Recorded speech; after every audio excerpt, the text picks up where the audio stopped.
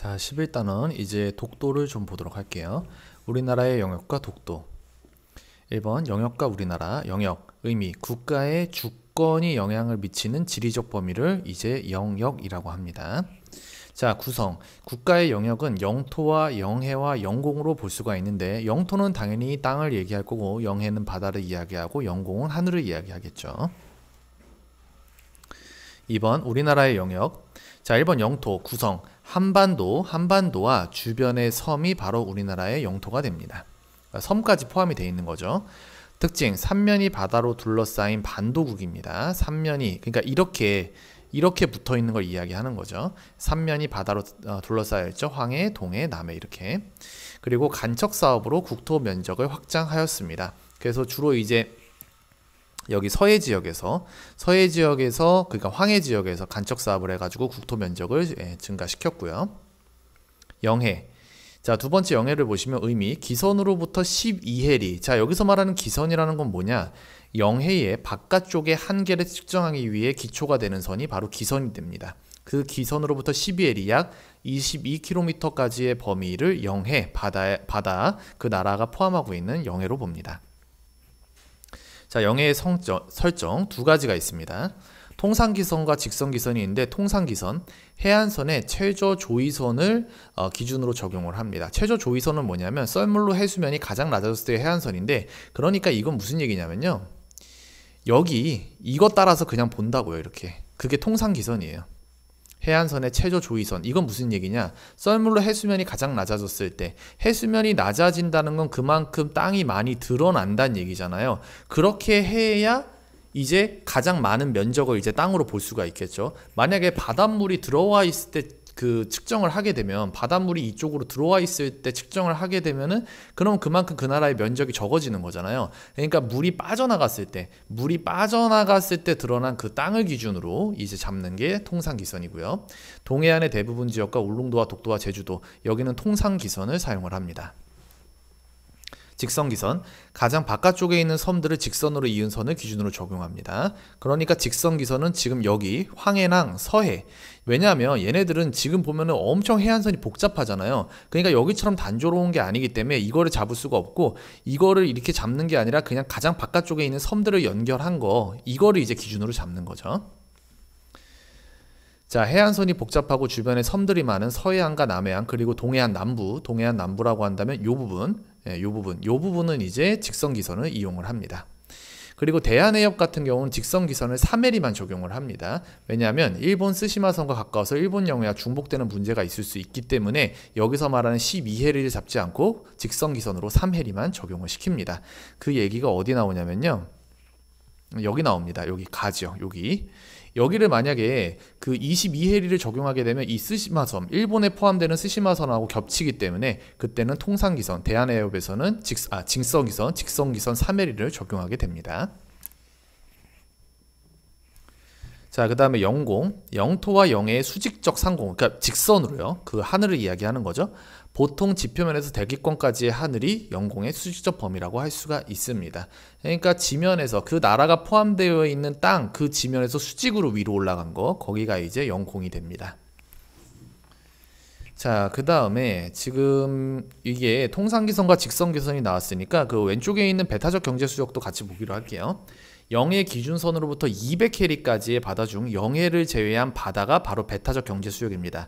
배타적 경제수역에서는 국제연합해양법 조약에 근거하여 설정한 경제적 주권을 연안국, 그 근처에 있는 나라가 그 바다에서 있는 뭐 자원이라든가 뭐 수자원 같은 거, 그러한 것들에 대한 주권을 가지게 된다는 얘기가 되겠죠. 자, 그 다음에 2번 소중한 우리 영토 독도. 자, 위치, 행정구역, 경상북도 울릉군, 울릉도 독도리에 위치하고 있고요. 위치는 울릉도와 87km 거리의 동해에 위치하고 있습니다. 우리나라 영토에 어디에 있다? 가장 동쪽에 위치해 있습니다. 그래서 해가 가장 먼저 뜨고요. 자, 2번 독도의 다양한 가치. 주권의 측면, 대한민국의 독립과 주권의 상징이 바로 독도가 가지고 있는 주권적 가치 중에 하나입니다. 그래서 이런 건 잘 기억을 하셔야 되고요. 자, 2번 군사 안보적 측면, 러시아 극동 지역과 일본 사이에 위치하고 있습니다. 그러니까 독도의 위치를 보시면 뭐 이쯤 있을 때 이 러시아의 극동 지역과 일본 사이, 여기에 이제 위치하고 있는 거죠. 그리고 해상교통의 요지로 북극 항로 이용과 함께 중요성이 증가하고 있습니다. 해상교통의 요지. 자, 경제적 측면에서 봤을 때는 풍부한 어족 자원, 이게 왜 중요하느냐? 한류와 난류가 만나는 조경수역이 형성되어 있다. 여러분들이 이 말을 꼭 잘 알고 계셔야 돼요. 한류와 난류가 만나는 조경수역이 바로 독도 지방의 독도 지역, 독도가 있는 지역에 형성이 되어져 있어요. 그러면은 왜 풍부한 어족 자원이라고 이야기를 할 수가 있느냐? 이 조경수역에는 차가운 바다가 흐르는 한류와 따뜻한 그 해류가 흐르는 난류, 따뜻한 해류인 난류가 동시에 흘러가지고 만나는 곳이란 말이야. 그곳이 조경수역인데, 그러면 차가운 바다에 사는 물고기도 볼 수가 있고, 그 다음 따뜻한 바다에 사는 물고기도 볼 수가 있죠. 그러니까 당연히 풍부한 어족 자원이 존재를 합니다. 그래서 중요한 거예요.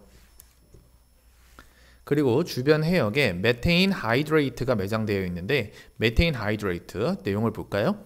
독도 주변 수심이 깊은 바닷속에 매장되어 있는 자원으로 불타는 얼음으로 불리는 미래 대체 에너지 자원, 이게 엄청나게 많이 매장이 되어져 있대요.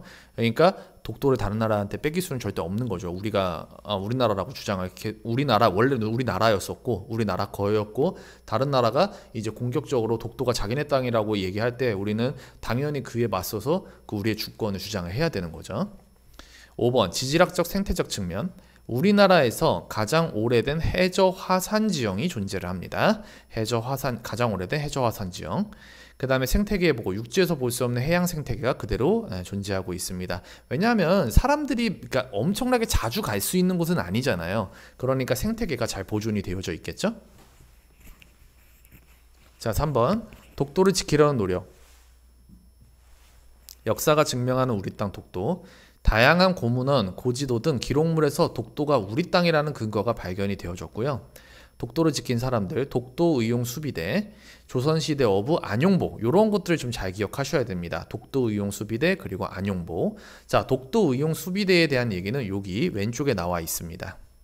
일본 영토 편말을 제거하고 동도 바위 벽에 한국령이라는 글을 새겨 넣었으며 독도에 접근하는 일본 순시선을 격퇴하기도 하였습니다. 이러한 일을 하셨던 분들이 바로 독도의용 수비대입니다.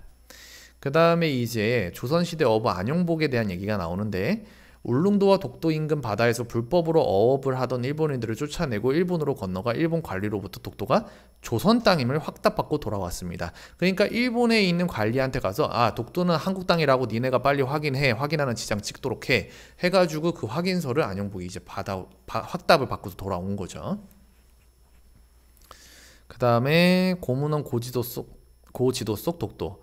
고문원과 고지도는 오랜 옛날에 만들어진 책자 지도를 말합니다. 삼국사기와 세종실록 지리지와 같은 고문원에는 독도와 관련된 기록이 많이 남아 있습니다. 삼국사기, 세종실록 지리지 이런 책들에도 역시나 독도와 관련된 기록이 여전히 많이 남아 있대요. 그래서 세종실록 지리지와 그 다음에 삼국사기 이 두 가지 책을 잘 기억하시고요. 자, 그 다음에 이제 여기 아까 앞에서 살펴봤던 것들이고요. 자료 해설을 좀 볼까요? 조경수역, 한류와 난류가 교류하여 수산자원이 풍부하다. 독도가 가치가 있는 이유. 그 다음 메테인 하이드레이트, 차가운 고체 상태로 해저에 매장, 미래의 대체 에너지 자원으로 주목되는 게 엄청나게 많이 매장이 되어져 있대요. 여기 나와 있고요. 그 다음에 해저 화산 지형, 해수면 아래에 거대한 화산체를 갖춤, 해저 화산 지형 연구의 소중한 지질학적 가치. 그래서 지금 보세요. 이게 지금 서도와 동도 이 두 개를 합쳐서 독도라고 하는데, 얘네들이 보이는 건 진짜 빙산의 일각이고 나머지는 엄청나게 큰 해저 화산이 여기 밑에 있는 겁니다. 그러니까 엄청나게 대단한 연구적 가치가 있다라고 봐야겠죠. 그렇게 어려운 내용은 없습니다, 독도에서. 근데 이제 이런 것들 여기서 여러분들이 어느 정도 외우셔야 되는 부분들이 있고요. 이런 것들만 좀 잘 보시면 될 것 같습니다. 그리고 밑에 문제 풀어보시고 이제 영상 잘 정리하시기 바랍니다.